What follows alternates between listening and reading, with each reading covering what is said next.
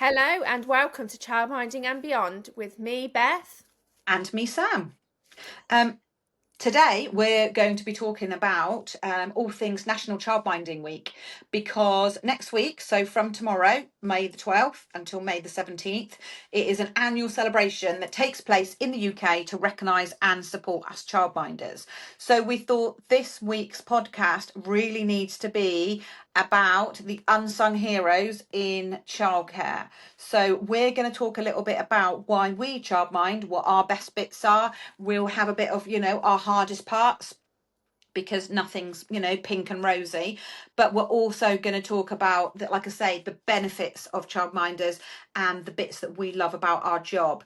And then what we'd love to do is make this more of an interactive podcast, which we'll link with our Instagram page, the Childminders Voice.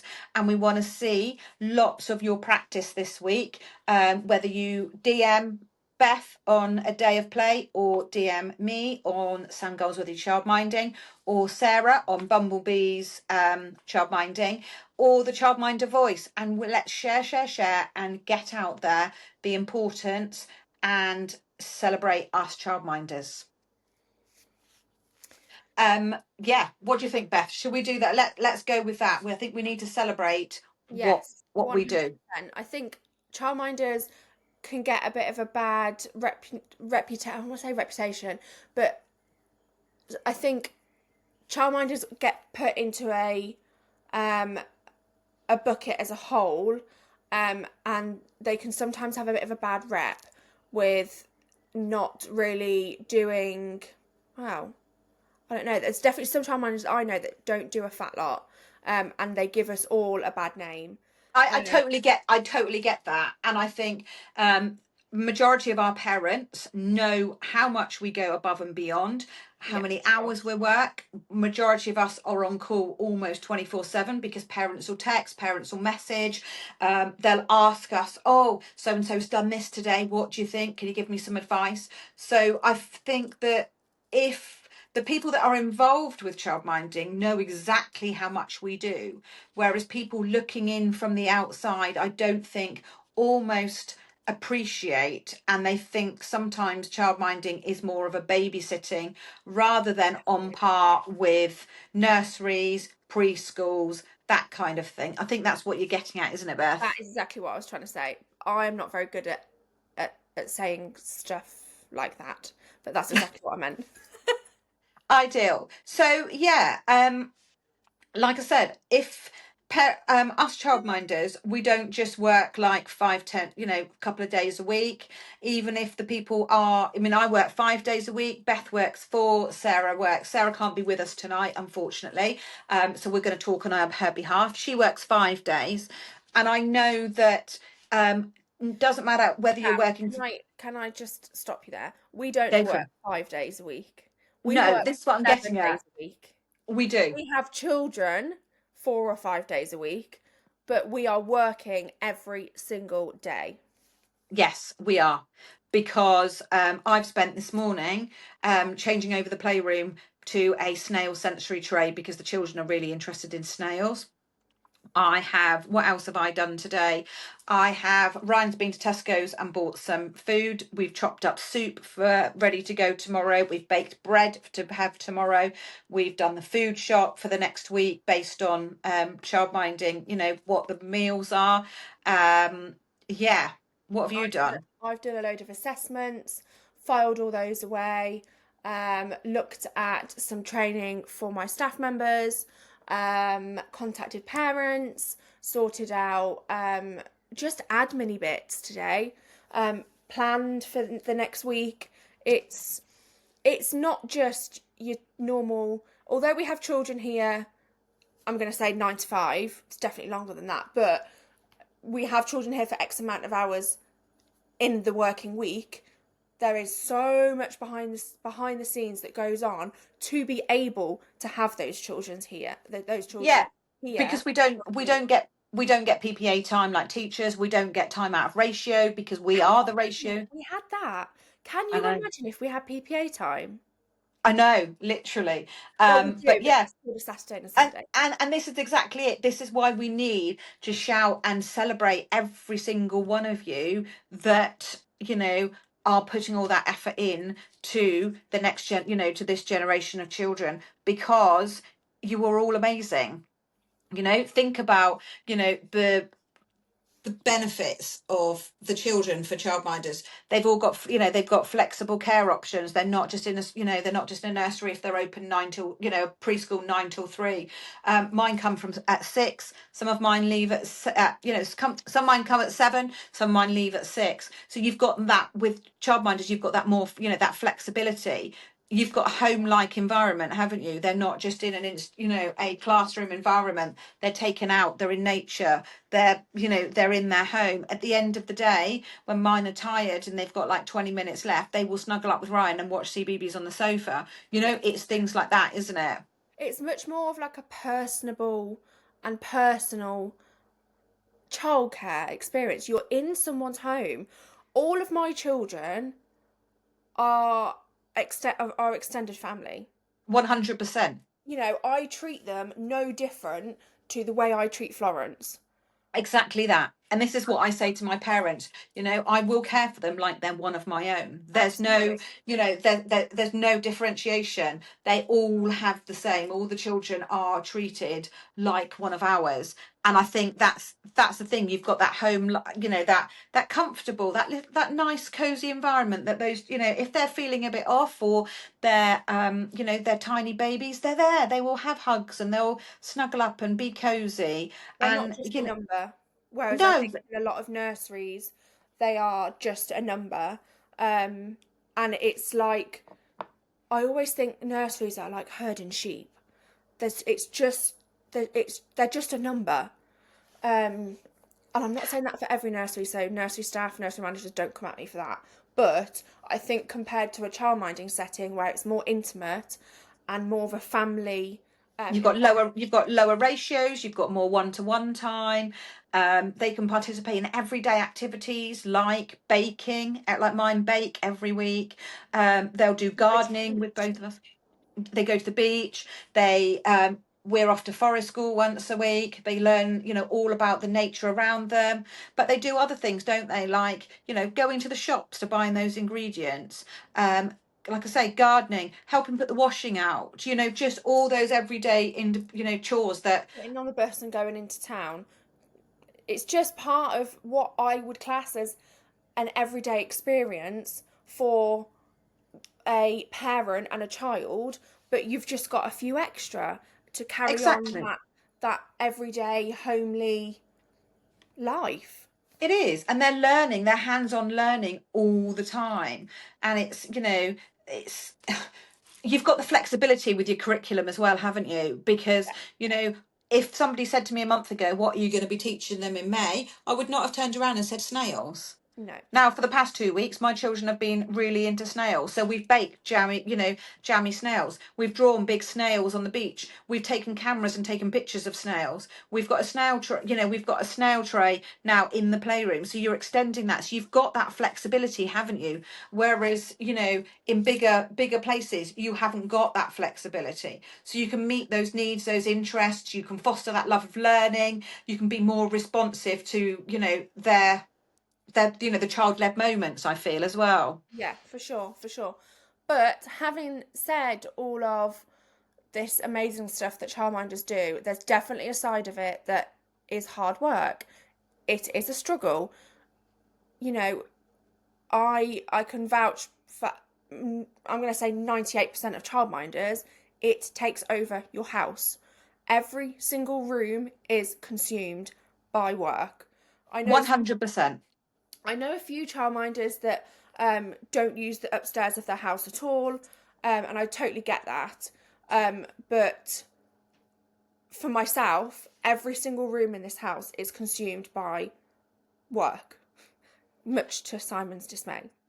100%. Ryan's not so bad now, he works with me. But yeah, my children sleep in the lounge. I'm lucky enough to have a playroom, so they don't go upstairs. But in every single room, there is stuff stored. Yeah. So I've got car seats, I've got spare uniform, you've got cot sheets, Paperwork. you've got paperwork, I've got a filing cabinet, you've got planning, I've got a spare wardrobe which is basically full of boxes with spring, summer, Ramadan, autumn, winter, Valentine's Day, all of that. So yeah, there are definitely hard points of it. Work-life balance is yeah, exactly. That will be another podcast for sure.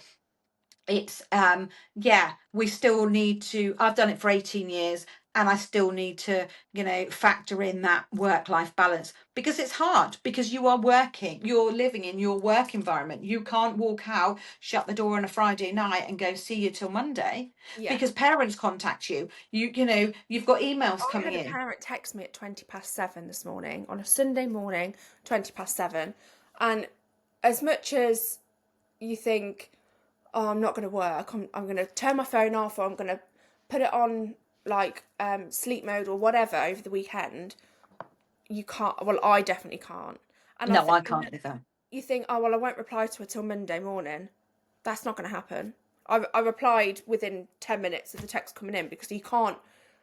I struggle not being able to reply.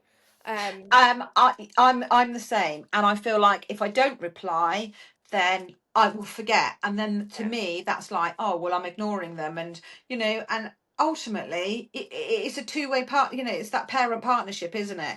for And sure. then it stays in my mind that I haven't done that job, so I need to, everybody each to their own. If you turn your phone off on a Friday night, brilliant, you've got a better work-life balance than me. Mine, I try to do birding, so I've just spent 2 hours in the woods checking the bird boxes. That's my time out. I will read before I go to sleep. That's my time out. Yes, I need to build more in, and probably need to build some exercise in and do things, but that is, it is part and parcel of childminding. But if The that other, works for you, then that's fine. yeah, Whereas it might not work for someone else. I I know a few childminders that have a work phone, and they turn it off half an hour after they finish work and put it on half an hour before they finish work, and they do no work in the weekends. I don't know how they do it, to be quite honest. I think that's your passion, isn't it? And that's how much you do in your business, and whether how much you give. And I'm one of these, and I know Beth is, and I know Sarah is one of these, that you've got it up here. Your standards are up, way Yeah, high. And the if you're bar is happy high. just plodding along, absolutely fine. That's absolutely fine. But I'm one of these people, and I know Beth is, and I know Sarah is, that you've got to go above and beyond, because you've got to do the best. Because to me, childminding is an honor that you've got those children for their early, for their early years, that you can shape and help foster that love of learning to continue on. So I feel I need to do the best for, for everybody that comes in and out of my business. So that's the way that I do. The other worst thing, the other bad thing, yes, it takes over your life. Yes, your work life balance is, Not realistically rubbish. The other thing, potty training, that's probably got to be one of the ones. I'm not, I will do it absolutely, and I'll get them done between 18 and 30 months. But that's, if people say, what's the bit that you're not overly keen on? Probably that. not your If I'm thing. if I'm being totally honest, but it comes part and parcel, and that's what you do. It's just teaching Yeah. them a new skill, and once they've mastered that, it's, that's absolutely fine. But yeah, if I've I if don't I've mind got, that so much. I mean, I do when it's on my carpet, but I quite like the the whole, I don't know what the word is, when they actually, when it clicks and they actually yeah, start that's using the exactly it. toilet, or they do their first wee at your house on the toilet. I don't know, I quite like that aspect. Yeah, yeah, I think it's the pooey pants that get me. Yeah, actually, yeah, that's not so great. So, I so can't there are, stand reports. I hate report writing. Really don't like it. It I takes so don't, I long. don't mind that, but it is very time consuming. And I know people that are listening probably like, well, you don't need to do reports and that. I feel I need But that to, is because where our bar is at. That's exactly it. And I just feel if you have to make a referral, you've got a journey of their progress and that. So that's what works for me. That's what goes, and it's the same with you. And some do and some don't. And everybody runs it differently. That's absolutely fine. Right, back onto the positives, Beth. Um, I I really enjoy communicating with the parents. yeah, Um, and building that relationship with them. I think it's so important in the first stages of working with that family to build up that relationship, getting to know the children, obviously, and their family. I don't know. I really enjoy that part. yeah, I get that. It's being involved in their little life and Yeah, helping, I think it's support, isn't it? Supporting the parents, because what do they say? Takes a village to raise a child. for sure, for sure. And So celebrating their like big milestones with them. I've had a little girl who has just become a big sister. They had a baby last week, and just seeing like I don't know, seeing the family develop and work with them for so long. being part of that is just so rewarding, isn't Yeah, it? absolutely, I tell absolutely. you what I like is when you see a sibling born, and I've had one where they've like picked up the boy um from my house, and the baby's there that basically was born this morning, and Yeah, then you think right, okay, in a year this little one will be toddling in and out your door, and then exactly. exactly. So I had one where I saw her on the day that she was born. She came and picked up her brother. She will now turn 3 at the end of this month. And I remember seeing her on her at the day that she was born. And Yeah, now she's an independent, sassy little girl that's got that. Yeah. And it's just being part of that from day one and bringing them up. yeah, for sure. And it's when parents say to you, "Oh, I need to tell you something. Um, I'm pregnant. Can I put my unborn child on your waiting list?" Yeah. But I haven't told my parents. I haven't told anybody else. No, And no it's one just, knows, but I need to get them on your waiting list. but it's just, yeah, it's just being that, isn't it? And being part of their, part of their life. And I think it's just, you're more of a family member than just like a nursery, EYFS practitioner and that. Yeah, for sure. It's just, for me, it's giving those children those independent life skills. We'll go out in the woods and I'll have like a 3 and 4 year old be like, Sam, I can hear a robin, put it on your bird track list. I can see a wood pigeon, just all those skills that you have given them, that they then instill in their life. It's just brilliant. And being able to be outside, I think, all the time.